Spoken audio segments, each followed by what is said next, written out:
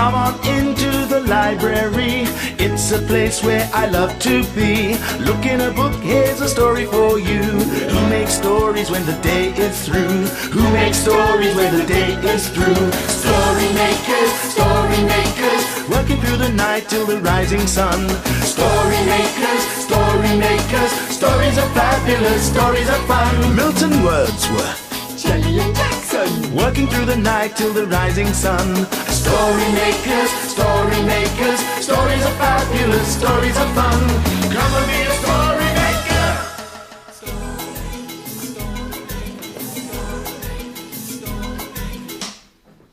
Story makers.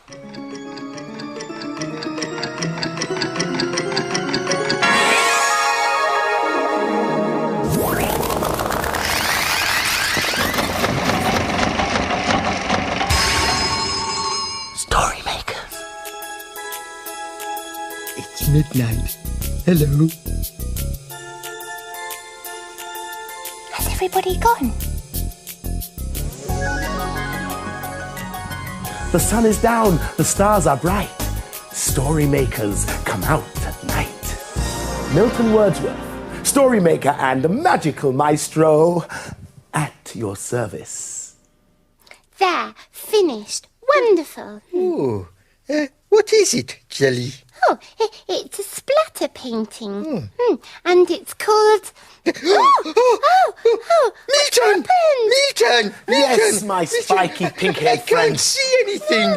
That's because we've suffered a power cut. Now no one can see my painting. Oh, yes, it's much too dark for that. I might be able to provide some illumination. Oh, these torches are great for a power cut. Oh, and look, they make me look really spooky. And you can make fabulous shapes on the wall. Look. And you can see my painting. Oh, Milton, why don't we put one of the torches in the story machine and make a story about shapes or shadows? Good idea. May I borrow your torch, Jelly? Oh, yes. And then you can see my painting. Well, at least the story machine's working. Now all we need is the special ingredient to make the story come alive. You know what it is, don't you? Yes, imagination. Come on, imagine a story.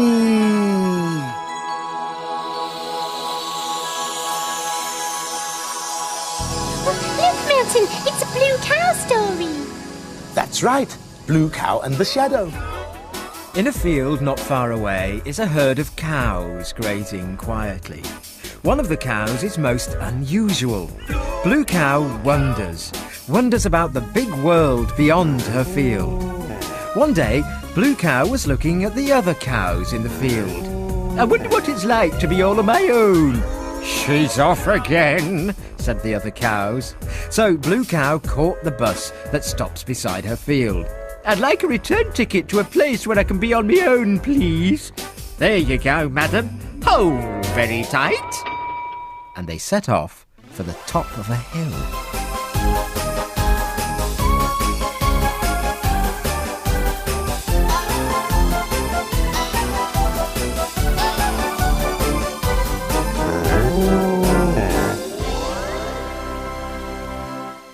And then they arrived. There was absolutely no one around. There weren't even any birds in the sky. Oh, this is so peaceful, she said, sitting down to enjoy the view. Oh! There on the ground was a big black shape. It had 2 horns and 4 legs, just like Blue Cow. Hello, I'm Blue Cow, she said, but the shape didn't answer. She tried waving. The shape waved back at her. Do you want to play? She said. I know, let's have a race. Nod your head like this if you want to, she said, nodding her head. The shape nodded back at her. OK, ready, steady, go, shouted Blue Cow, and she and the shape raced down the hill. It was strange, but they both finished at exactly the same time. That was fun. Shall we sit down? And she rested underneath a tree. But when Blue Cow looked around, the shape had disappeared. I wonder where it's gone, she thought. She stepped back into the sunshine to look for it. Oh, there you are, she said. Let's sit in the shade. But as soon as Blue Cow walked out of the sunshine, the shape disappeared again. Suddenly Blue Cow had an idea. She walked into the sunshine and stood on one leg, and the shape did too. She did a handstand, and so did the shape. She lay on her back with her feet in the air, and guess what? So did the shape. Of course, thought Blue Cow. I've been playing with Miss Shadow all day long. Well, that was most illuminating. Can you see my picture now? Jelly, it's still dark. Indeed. But I have an interesting idea. Take a handful of darkness. Pardon? Would you please assist me in this endeavour? Take a handful of darkness. Come on. Oh, better do as he says, Jelly. And put it into the machine. Put it into the machine. Oh, Milton, it's not doing anything. Patience, my dear girl. Are you ready? Imagine a story.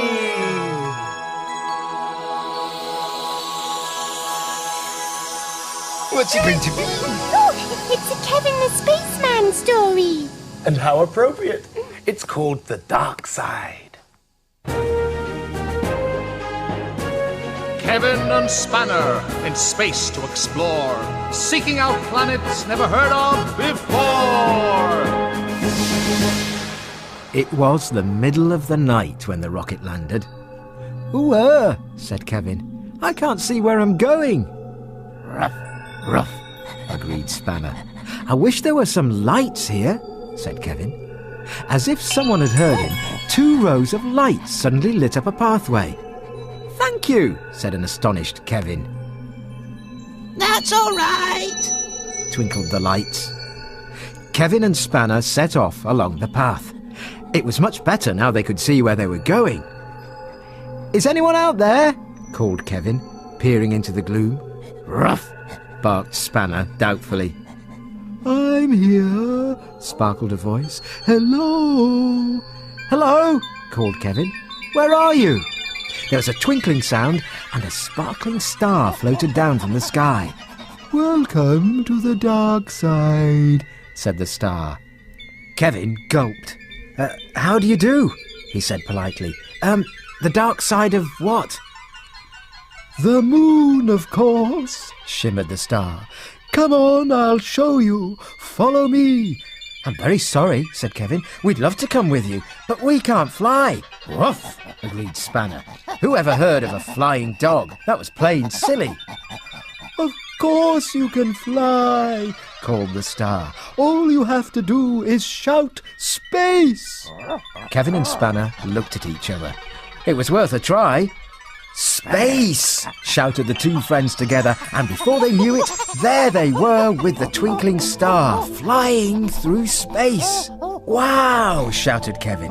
This is great! Keep close to me. There's a satellite coming, called the star. The satellite whizzed past, narrowly missing Spanner. Pardon me, called the satellite. Spanner started barking furiously. Look, said the star, the light side, and he pointed down to the moon. Oh, yes, said Kevin. Below him, he could see the rough surface of the moon, just as he had always imagined it to be. Spanner looked down too. He couldn't see any bones, and he was beginning to get hungry. Time to go back, said the star. We don't want to get lost. Kevin agreed.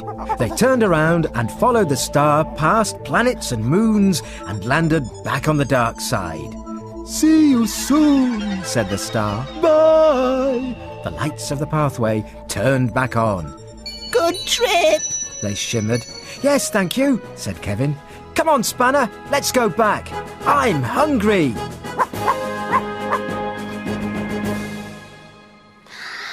Is there really a dark side of the moon, Milton? Verily there is, oh green and tiny one. Oh, there is. Look, look, look. What's that, Jackson? Look, a dark moon. Hooray! Magic. Can you see my picture now, please, Milton? With the greatest of pleasure, my little jelly bean. Ta-da! What is it? Well, I shall call it Bright Lights in a Power Cut. how did you know called? A perfect title.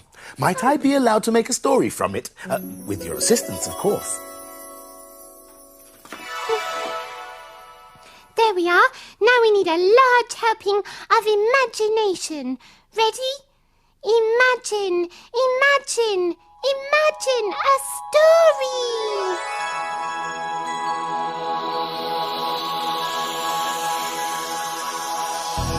Well done. You've made a playbook. And it's called The School Gates.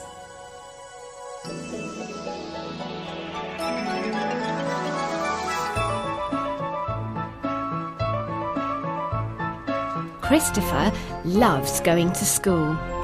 Most children only go to school once in a day, but every day Christopher goes to school twice. Once to take his elder sister Alexia to school in the morning, and then once to pick her up in the afternoon. But Christopher only ever got as far as the gates. He never ever went inside, though he often wondered what it would be like. Then one day, Christopher and Mum went to school as usual, once in the morning and then again in the afternoon. All the children came running out. School is a very busy place. But where was Alexia? Mum thought Alexia must still be busy inside and thought that they should go and find her. Christopher was amazed. He was going inside. At last he might find out what school was really like. In the hall there were lots of pictures and pieces of writing on the walls. They were covered from floor to ceiling. It was so colourful. Well, she's not here, thought Mum, and Christopher was amazed. They went down the hall and there were lots of pegs and bags. Well, Alexia's coat is still here, thought Mum, and Christopher was astounded. Then they went into a big room. It was huge. Well, she's not here, thought Mum, and Christopher was amazed. Christopher thought Alexia must be lost. The school was so big. Finally, they found Alexia's classroom. And yes, there was Alexia. She was painting. Mum suddenly realised it was the after-school painting club. She had forgotten. Alexia's teacher saw them and asked if Christopher would like to join in while they waited for the club to finish. Christopher thought it was brilliant. He was painting in school. Amazing. So that's how Christopher went to school. Properly, for the first time. And he can't wait to go back again. Milton, I've done another picture. Ooh, I feel another masterpiece coming on. I wonder what it'll be this time. There. Ooh, most interesting. It's just a white dot. It's not a white dot. It's a torch in the dark. Ooh, how apt. Oh, look, it's getting light. Indeed it is. Hooray! The dawn is upon us. The morning is nigh. We've made our stories, and we bid you goodbye. Working through the night till the rising sun. Story makers, stories are fabulous. Thanks for helping. Bye, story makers. See you again soon.